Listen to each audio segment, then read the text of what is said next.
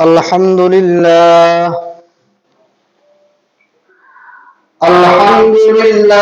نحمده ونستعينه ونستغفره ونعوذ بالله من شرور أنفسنا ومن سيئات أعمالنا من يهده الله فلا مضل له ومن يضلل فلا هادي له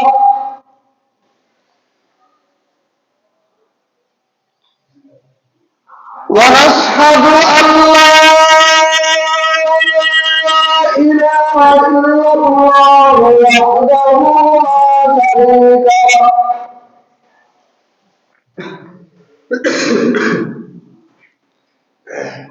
ونشهد أن محمدا عبده ورسوله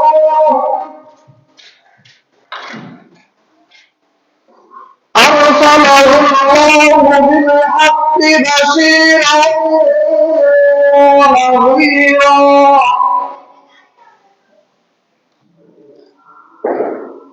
وصلى الله تعالى على خير خلقه محمد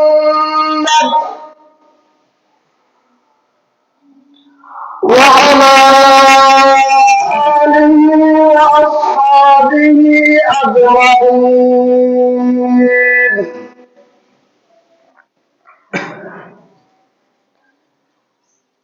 أما بعد فأعوذ بالله من الشيطان الرجيم.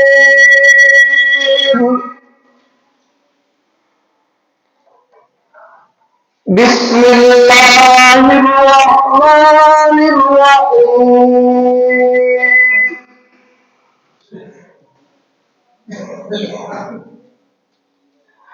قد أفلح المؤمنون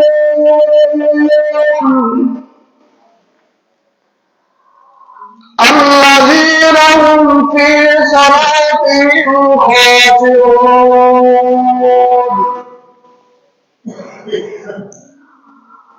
وأيضا قال الله سبحانه وتعالى في آية أخرى: وأقيموا الصلاة وآتوا الزكاة واركعوا مع الراكعين.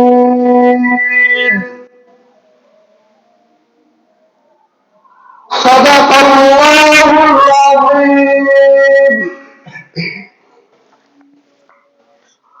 وصدق رسوله النبي الكريم.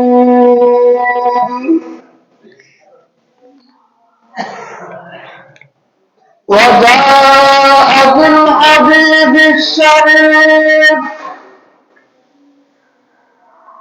عن عبد الله بن عباس رضي الله تعالى عنه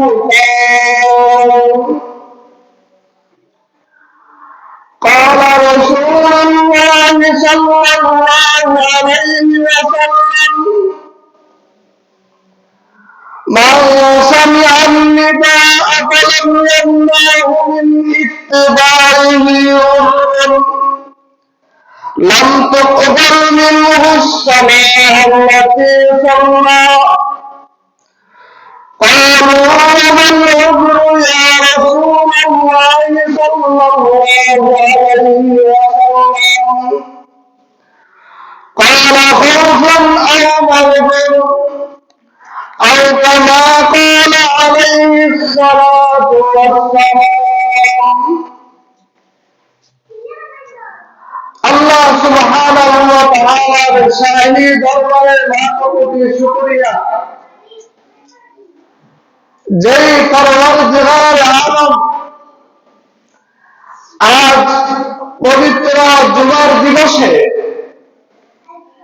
আমাদেরকে পৃথিবীর যাবতীয় ব্যস্ততা থেকে পৃথক করে আল্লাহর ঘর মসজিদের মেহমান হওয়ার তৌফিক দান করেছেন। রব্বে করিমের দরবারে শুকরিয়া আদায় করে বলি আলহামদুলিল্লাহ।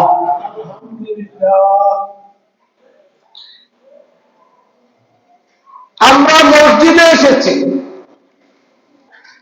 কেন এসেছি? কেউ যদি জিজ্ঞেস করে মসজিদে কেন যান, একটাই উত্তর, নামাজ পড়ব, সালাত আদায় করব।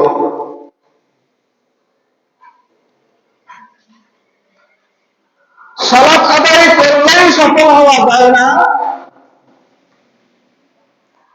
যদি মাওলার দরবারে গৃহীত না হয়।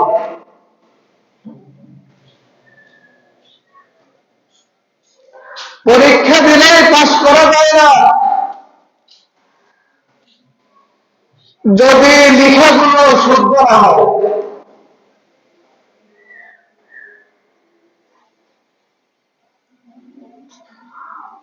ফসল উৎপাদন করার জন্য সারা রোপণ করলে ফসল পাওয়া যাবে না যদি না যেভাবে ফসল উৎপাদন করার জন্য ছোট ছোট চারার পরিচর্যা করতে হয়, ওইভাবে পরিচর্যা করা লাগে। তো সালাত আদায়ের ক্ষেত্রে আল্লাহ সুবহানাহু ওয়া তাআলা বলতেছেন, আল্লাযীনা হুম ফী সালাতিহিম মুহাফিজুন, সফল নামাজি, কামিয়াব সালাত আদায়কারী, যে ব্যক্তি সালাত আদায় করে কামিয়াব হবে, সফল হবে, তার সালাত খুশুর খুশু বিশিষ্ট হতে হবে।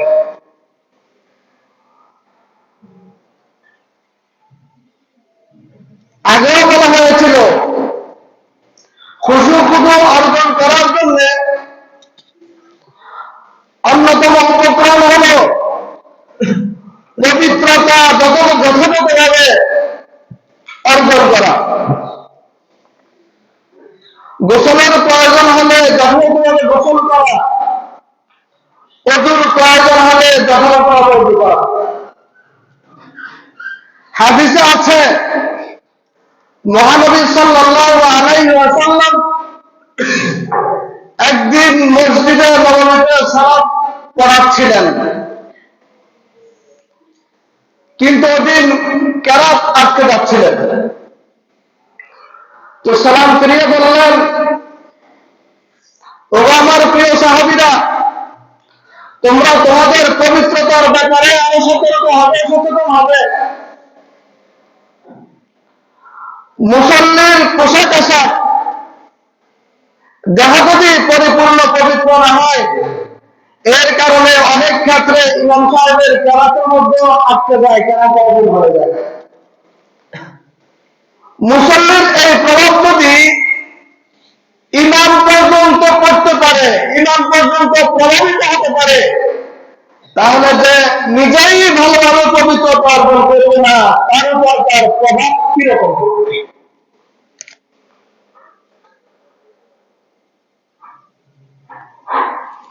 এখন শীতকাল,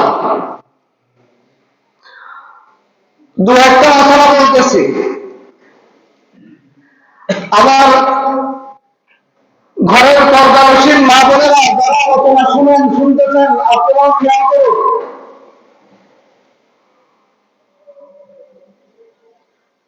আমাদের ছোট ছোট বাচ্চারা আছে,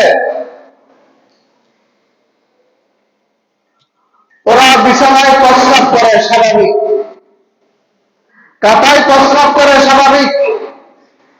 এরপর কাঁথাগুলো আমরা রশিদে শুকোতে দিই, উঠানে মেলে দিই, চাঁদ থাকলে চাঁদের উপর বেঁধে দিই।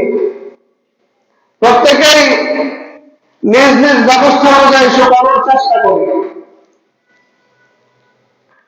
ওই রশিদে যদি লাইলনের না হয়ে যদি সুতার হয়ে থাকে, কিছু রশি আছে লাইলনের, ওইখানে ওইটা পানি চুষণ করে না। আবার কিছু রশি আছে সুতির, যেটা পানি চুষণ করে রাখে।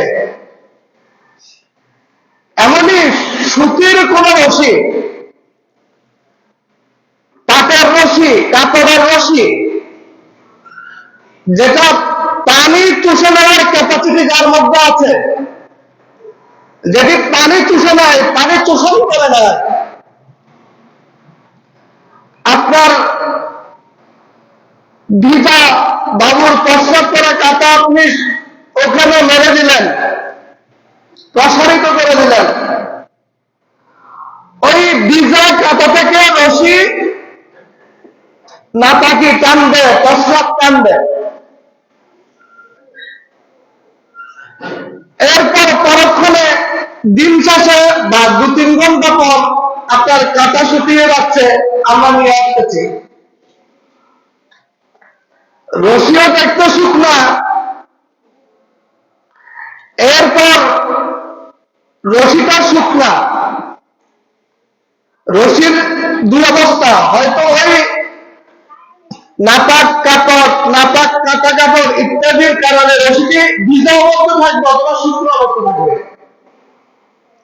কিন্তু নাপাক কাপড়টা ভিজা ছিল, রশি এখান থেকে নাপাকি তোষণ করে নিয়েছে, কথা বুঝলেন? এখন ওই রশিটা যদিও সূর্যের তাপে শুকিয়ে গেছে আমাদের দৃষ্টিতে, এরপর যদি ওই রশিতে কোন পবিত্র ভিজা কাপড় প্রসারিত করা হয়, মেরে দেওয়া হয়, তাহলে ওই ভিজা কাপড় নাপাক হয়ে যাবে।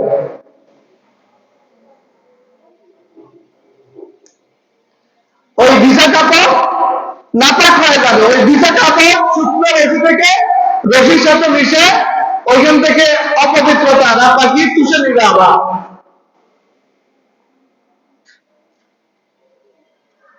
আর যদি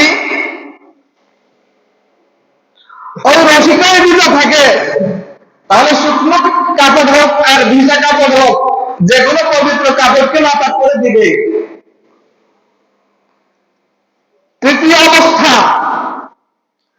রশিতে নাপাক কাপড়, কাটা ইত্যাদি মেলে দেওয়া হয়েছিল, প্রসারিত করা হয়েছিল, পরক্ষণে রশি শুকিয়ে গিয়েছে, কিন্তু আমরা পরক্ষণে পবিত্র কোন শুকনো কাপড়, চোপড়, কাটা, কম্বল ইত্যাদি পবিত্র দিচ্ছি, তাহলে ওটা কি থাকবে? পবিত্র থাকবে। রশিও শুকনো, কাপড়ও শুকনো। আর যদি রশি কিংবা কাপড় কিংবা দুটোই যদি ভিজে থাকে, তাহলে নাপাক হয়ে যাবে। কেন? কারণ এর আগে ওখানে নাপাক কাপড়, নাপাক খাতা প্রসারিত করা হয়েছে, মেনে দেওয়া হয়েছে। মাসালা না করার কারণে যারা নামাজ পড়ে না, সালাত আদায় করে না, তারা তো পড়েই না। আমার ভাইয়েরা বোনেরা যারা সালাত আদায় করে, অনেক কষ্ট করে, তাহাজ্জুদ পর্যন্ত পড়ে, ইশরাক আওয়াবিন পর্যন্ত পড়েন, মাসালা মাসাইল না জানার কারণে অনেক ক্ষেত্রে ভুল হয়ে যায়।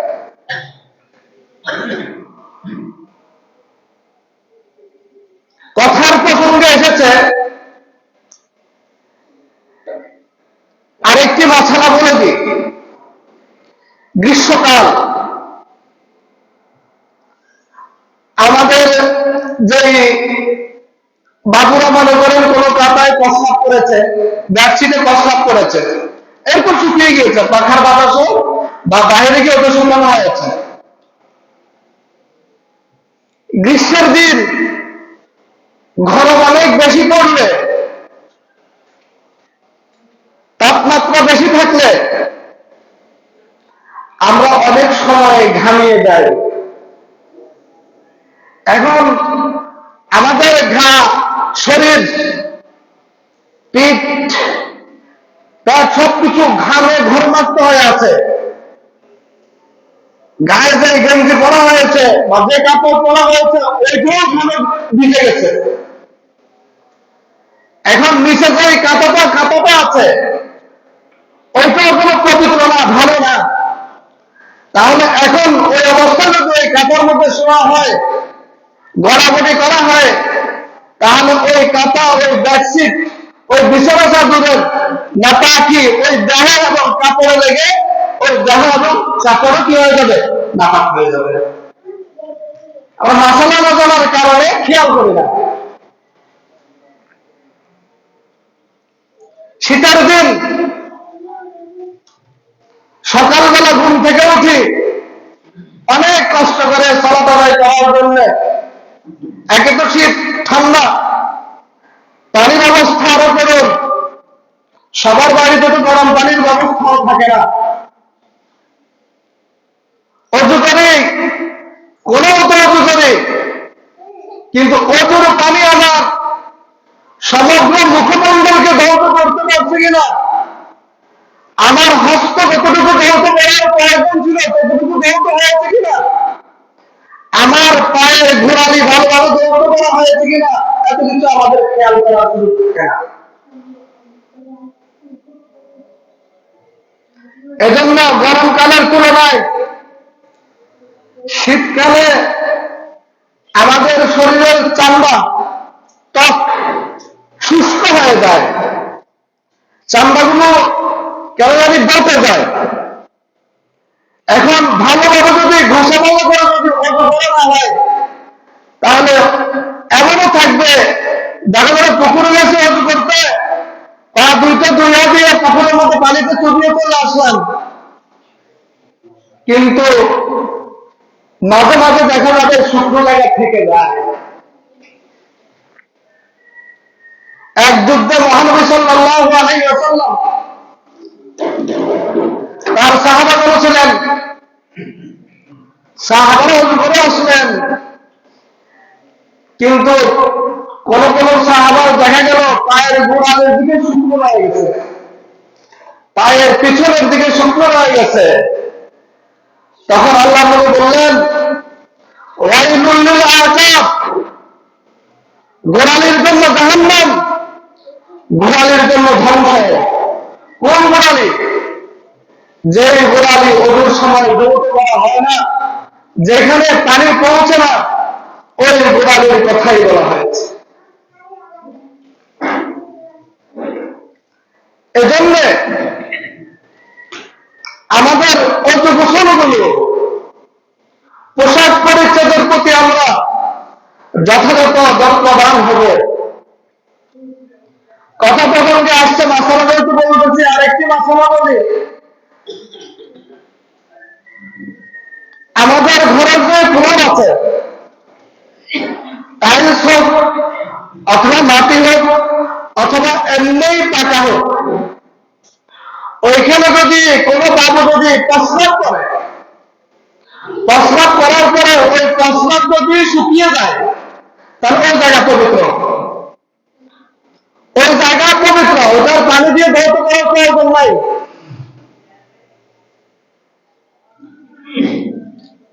এসব ক্ষেত্রে হলো ফ্লোরের ক্ষেত্রে, মাটির ক্ষেত্রে, এবং যা জিনিস পানি চূষণ করে নিতে পারে না, যেমন রেক্সিন, আমাদের যাদের ঘরে ছোট ছোট বাবুরা আছে, আমরা রেক্সিন ব্যবহার করি, ওই রেক্সিনে বাবুরা প্রস্রাব করে দেয়, প্রস্রাব করে দিলে কাঁটা দিয়ে বা ন্যাকড়া দিয়ে কাপড় দিয়ে জুট দিয়ে মুছে ফেললে হয়ে যাবে, শুকিয়ে গেলে হয়ে যাবে, ওইটা আর নাপাক থাকবে না, ওটা দৌত করার প্রয়োজন নেই, ইসলাম সহজ করে দিয়েছে।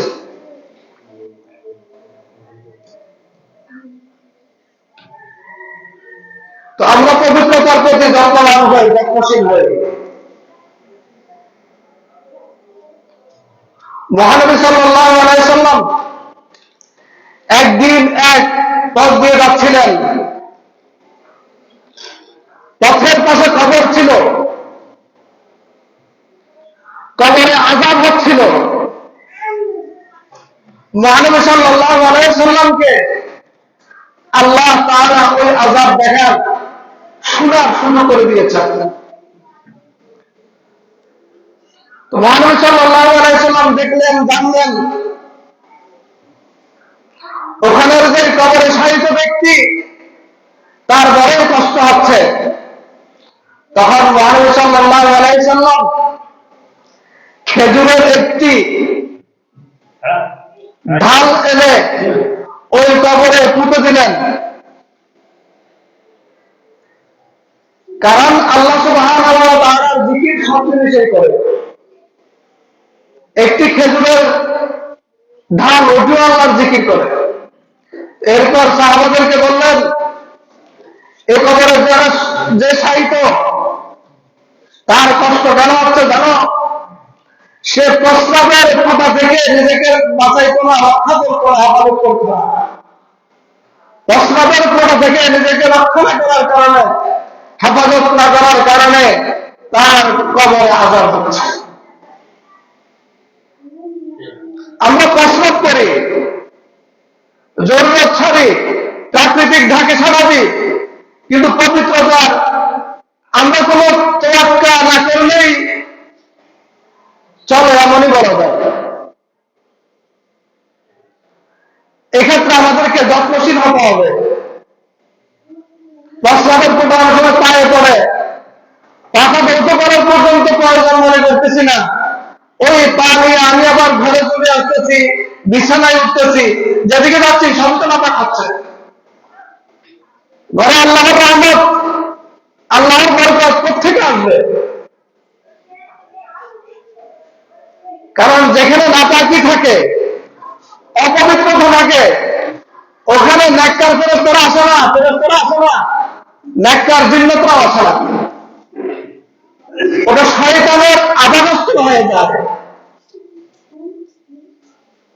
ওটা শয়তান আয়ত্ত করে নেয়। দুষ্ট জিনেরা ওখানে প্রভাব বিস্তার করে, যে কারণে দেখা যায় একের পর এক বিপদ, একের পর এক আপদ, কত ধরনের পেরেশানি। অথচ মহানবী সাল্লাল্লাহু আলাইহি ওয়াসাল্লাম বলেছেন, আত-তুহুর শাতরুল ঈমান, পবিত্রতা ঈমানের অঙ্গ। কেউ যদি পবিত্রতার প্রতি যত্নশীল না হয়, যত্নবান না হয়, তাহলে বুঝতে হবে তার ঈমানের একটি অঙ্গ নেই। আমাদের একজন পরিপূর্ণ মানুষ, তার হাত থাকে, পা থাকে, মাথা থাকে, আর অনেক অঙ্গ প্রত্যঙ্গ থাকে। এখন কারো যদি একটা হাত না থাকে, তাকে কি কেউ পরিপূর্ণ মানুষ বলবে? বলবে বিকল অঙ্গ। ঠিক পবিত্রতা ইমানের একটি অংশ, ইমানের একটি অঙ্গ। পবিত্রতা ছাড়াও কি একজন মানুষের ইমান পরিপূর্ণ হতে পারে না। তো ইমান যদি পরিপূর্ণ না হয়, বাকি সবগুলো অপূর্ণাঙ্গ। এজন্য পবিত্রতা, পরিষ্কার পরিচ্ছন্নতার প্রতি আমরা অবশ্যই যত্নশীল হব। বিনাকুলুক ইত্যাদি ব্যবহার করার ব্যাপারে আগে কথা হয়েছে, আলোচনা হয়েছে, আমার মনে আছে। তো সালাতে খুশু অর্জন করার জন্য যেসব মাধ্যম আছে, তার মধ্যে অন্যতম মাধ্যম হল জামাতের সহিত আদায় করা পুরুষদের জন্য। হাদিসে আছে, মহানবী সাল্লাল্লাহু আলাইহি ওয়াসাল্লাম বলেছেন, লা সালাতা ইল্লা বিল জামাআহ, আও কামা ক্বালা আলাইহিস সালাতু ওয়াস সালাম। জামাত ছাড়া নামাজই হবে না। মহানবী সাল্লাল্লাহু আলাইহি ওয়াসাল্লামের হাদিস। একবার এক অন্ধ সাহাবী মহানবী সাল্লাল্লাহু আলাইহি ওয়াসাল্লামের দরবারে গিয়ে বললেন, ওগো আল্লাহর নবী, আমি তো অন্ধ মানুষ, পথ আমি দেখি না,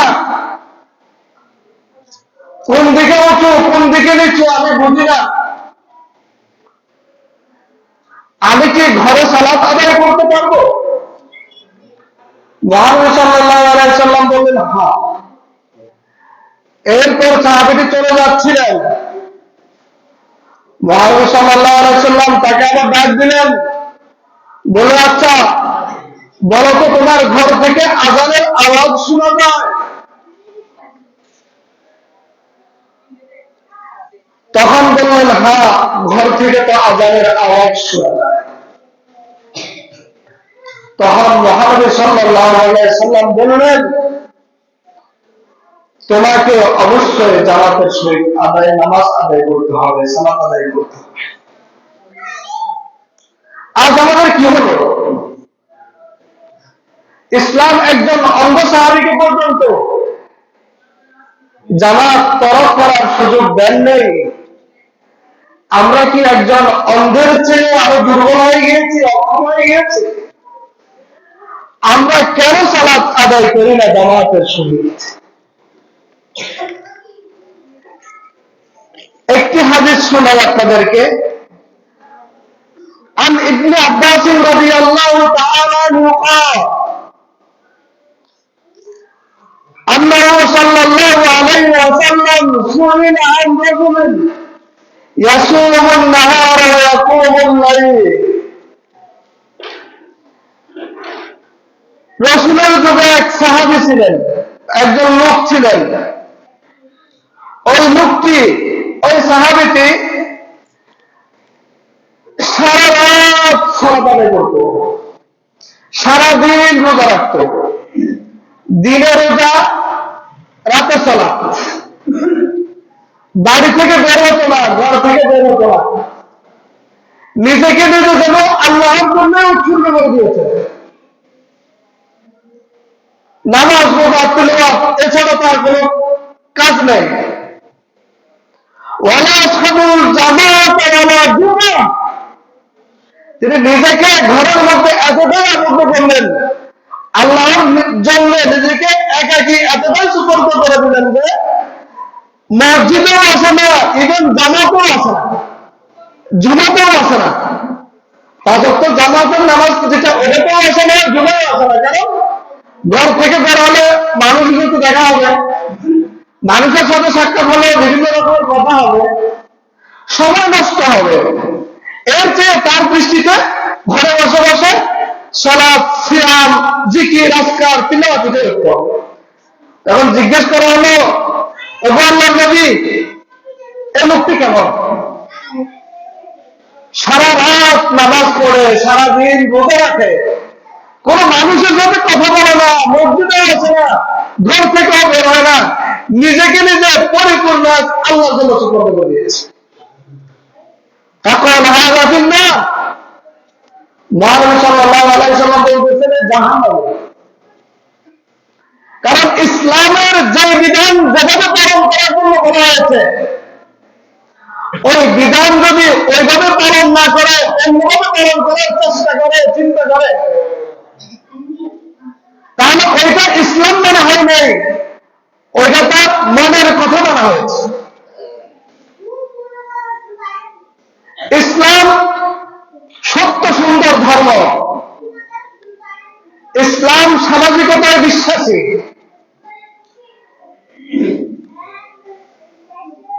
ইসলামের মধ্যে সামাজিক সেবা করার জন্য, প্রতিবেশীর খেদমত করার জন্য অনেক অনেক অনেক গুরুত্ব এসেছে।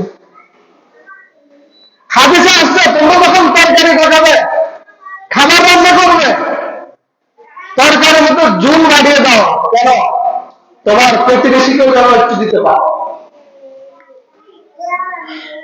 এই সমাজ কেউ ছেড়ে যদি বৈরাগ্যের জিন্দগি যাপন করতে চায়, ইসলামের সাপোর্ট করে না। ইসলাম বলে তোমার অর্থ নেই, কি হয়েছে? তুমি তোমার মুসলিম ভাইকে দেখে একটা মুসলিম হাসি দাও, টাকা নাই, দান সত্যি করতে পারে না, মুসলিম ভাইকে দেখে মুসলিম হাসি দিয়ে বিচারটি কথা বলো, সব কাজ সব হয়ে যাবে।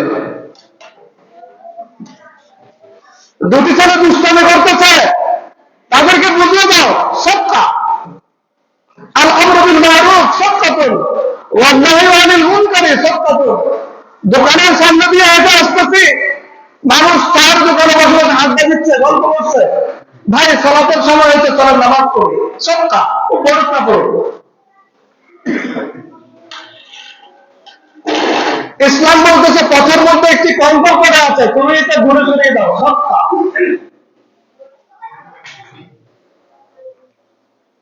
একজন পানি পান করবে, সহযোগিতা করো, সবকা। এই জামাতের মধ্যে যদি আমরা আসি, তাহলে আমরা আমাদের অপর ভাইয়ের খোঁজ খবর নিতে পারি, আমার অপর ভাইয়ের কি অবস্থা, কে সে কোন সুখে দুঃখে আছে, কোন বিপদ আছে কিনা, তার কোন প্রয়োজন আছে কিনা। এবং জামাতে আসলে আমরা একে অপর থেকে নামাজ শিখতে পারি, যে পারি না সে অন্য থেকে দেখে দেখে সলাপটা শিখতে পারি, বা কারো থেকে জিজ্ঞেস করে নিতে পারি। এই জামাত আমাদেরকে ডিসিপ্লিন শিখায়, জামাত আমাদেরকে একতা শিখায়। দেখা যায় বাইরে মারামারি হানাহানি, দুজনের মাঝে কোনো শত্রু মনোভাব, নামাজ পড়তে আসছে একে অপরের সাথে দাঁড়াচ্ছে, একদিন দুদিন তিন দিন, এরপর দেখা যাচ্ছে একটু একটু কথা হচ্ছে, সালাম দিচ্ছে। তো আমরা যারা পুরুষরা আছি, আমরা অবশ্যই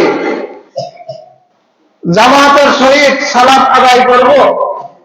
হাদিসে এসেছে জামাতের সহিত সালাত আদায় করা একাকী সালাত আদায় করার চেয়ে 27 গুণ সব বেশি। কোন অফিসে যদি বলা হয় প্রতি রবিবারে কেউ যদি অফিসিয়াল ডিউটি পালন করে, তাহলে তাকে 27 দিনের বেতন দেওয়া হবে। কি অবস্থা হবে? একদিনে 1 মাসের বেতন। কিন্তু আমরা কোরআন সুন্নাহ যতটুকু বিশ্বাস থাকা দরকার ছিল আমাদের, ওই বিশ্বাস আমরা হারিয়ে ফেলেছি, যে কারণে আমাদের কাছে অবহেলা আছে। হাদিসে আছে মহানবী সাল্লাল্লাহু আলাইহি সাল্লাম বলেছেন, আমার তো মন চায় যুবকদেরকে বলি তারা যেন লাকড়ি একত্রিত করে, আর আমি ওই সব ঘরের মধ্যে আগুন জ্বালিয়ে দিই যে সব ঘরের মধ্যে পুরুষরা একাকী সালাত আদায় করে, জামাতে আসে না। এজন্য আমাদেরকে সালাত আদায় করতেও হবে, জামাতের সহিত আদায় করতে হবে, পবিত্রতা পরিচ্ছন্নতার প্রতিও খেয়াল করতে হবে। যেভাবে সালাত আদায় করলে আল্লাহ পছন্দ করবেন, কবুল করবেন, ওভাবে সালাত আদায় করতে হবে। আল্লাহ আমাদের সবাইকে আল্লাহর সন্তুষ্টি অনুযায়ী, রাসূলের তরিকা অনুযায়ী সালাত আদায় করার তৌফিক দান করুন। আমিন। আমরা যারা শুরু করে শুরু করলে